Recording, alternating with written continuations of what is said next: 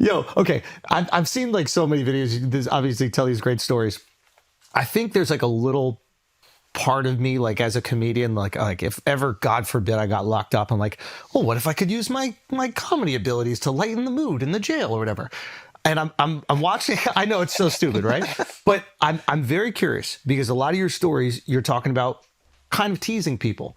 At what point do you build up the courage to be like roasting guys who are locked up probably for some dangerous shit? Is there ever a point where you're like, man, that's not the guy I'm going to tease? Like, how do you build rapport to be yourself? I knew coming in, I was there for like 6. So the first 2, I was making my bones. And Okay. so people understood he's going to say whatever he's going to say regardless. Fighting him is not the way to go. Because you grew up boxing, right? Okay, so you had some hands. I know mass majority of people can't fight. I know it. So I'm like this. I'm like you really want to do this? So you weren't scared at all? I've never been scared. Not even in the beginning. You tell this great story. Is one of the first things I saw you on Ari's show about the Mexicans are wearing boots. Yeah, I was unaware, but not scared. Like I wanted to know what it meant. I'm like, have you guys heard that? Oh, like what did that mean? Yeah. I just was unaware. So in Domino Effect 3, that's why it's damn near my favorite one, because it's showing how unaware I was when I got locked up in the county. I'm like, I'm so unaware of how the process. But when dudes was at the bars like, yo, you slapped my sister. I'm like, no, I've never slapped a woman. Don't even know your sister. And then once I figured out they was talking to me, I was like, oh shit, so you trying to start something with me. Oh, they're making up a fake thing. Yeah, they making up an excuse.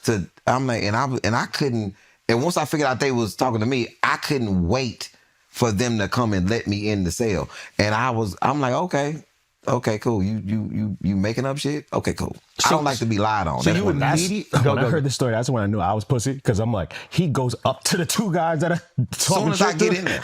Wait, tell me these this. guys are big. Yeah, tell them the story. What happened? So I'm outside the bars, and when they getting ready to lock you up inside, they put you like in the hallway, right? And so but the people can see you. Everybody can see you, and they locking up other people.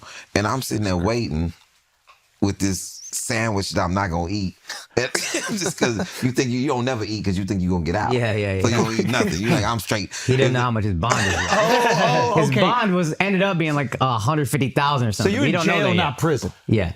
At this point, you're in jail. Right. Yeah. So you think you're getting out. Okay. Let me go back. I can make the bond, but my attorney said it wouldn't. Yeah, that's right. Yeah, his attorney said, prove you got the 150. He's definitely guilty. My attorney's like, he's like, I say I can make the bond. He's like, but you don't have a job. I'm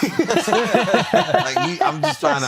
He's like, I gotta go to court, say you're not a drug dealer. I gotta go to court and try to act like I need bond reduction. Yeah. I'm gonna put my resort in Cabo up as collateral. And so I'm waiting, and the dude was like, "Yo, that's him." And I'm looking down the hallway like, oh, they're not talking about me. Who are these guys talking to? Yes, that's who slapped my sister. And I was like, who is this abusive guy? Who should fuck him up? I don't know who they're talking to. Yeah. And then I'm gonna slap. I'm whoop your ass when you come in there. And I'm like, oh, am I the only one in this hallway? Oh, so they talking to me. Oh, okay. So my first thing is like, yo, as soon as I get in there, we gonna see, because I do not like to be lied on. Didn't he have a friend who was like jacked and tall and brolic too? Oh, that's Brian. Brian, he became my friend too. It's Poo Poo and Brian. This is the shit that they do to bother people when they getting ready to come in. So as soon as I get in, I put my stuff down and I'm like, yo, what's up?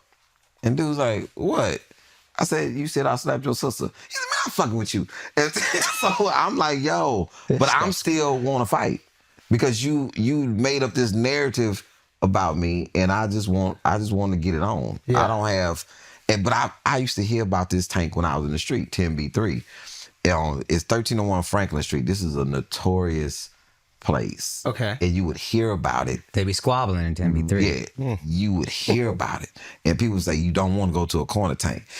And so when they're assigning people tanks, and I'm just sitting there, I'm standing there and they giving all these people these other floors. He get right to me and say 10B3. I'm like, ain't that some bullshit? So that was my whole thing. I still wanted to fight. And did you guys end up? No, because they was just bothering me. So then maybe I'm in this tank for about fighting my case about 5-6 months. Now I'm doing the same shit To other people. That's him. That's funny. So you get it. We just fucking with you. Okay, so you get convicted because you end up going to prison. Okay. Upon conviction, you say you've never been afraid, but you have to be like processing outcomes, right? Like, are you worried about, I'm going to bump into this person who has beef with a friend of mine on the outside? Like, I don't really have a lot of beefs on us. My crew was protected, but my whole crew was locked up. They got all of us at one time. So it was a homecoming. So it was like, yo, all of y'all, come on this way. So I really wasn't concerned about that. Was it really the last drug deal you like legitimately? I Yeah, didn't say that was legitimate. I was done. And he got pulled into one last. It was like a movie. And I wasn't even supposed to be at this shit. Like I was literally out. What do you mean? What do you mean? What do you mean? You were out? Yeah, like you my decided little crew, you're doing something else with your life. Told his partner, I'm done. I'm out. He said, do one more with me. And he was like, yo, man, just do this last run with me, watch my back. And I'm like, oh, okay. And then I'm there.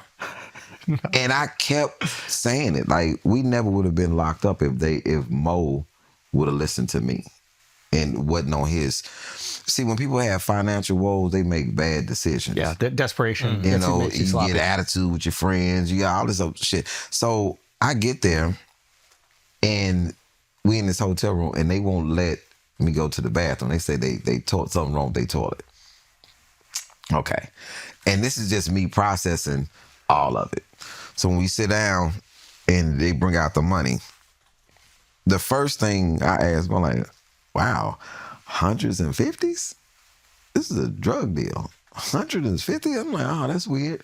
Wait, why? Because lower amounts would indicate when that you it's sell like sell drugs, it's going to be a lot of 10s and 5s and 20s and sliced up ones. That's what you're getting paid in. And then if you got clean bills, it's probably coming from a sting operation. And it's clean bills. And I asked, I said, hey, what's these numbers on the money? And he said, oh, man, that's a bank numbers came from the Franklin Bank in New Orleans. I had just left New Orleans. And I was like, Franklin Bank. Franklin. I said, okay. So I thumbed through the money, and then I did the sign. I knocked on the table 3 times, which is supposed to tell Mo, this is the police. We done. Let's dip. We go outside, and I say, Mo, tell Charles, don't come to the parking lot with the coke. This is bad. He goes down and tells Charles, once we get locked up and we had to go to court together, Charles told me what he said. He said, oh, man, your boy nervous. And it's all good. And I'm asking Charles, as a grown man, why would you think I was nervous? Yeah, he been running with you for me since I was 14. When was I ever nervous?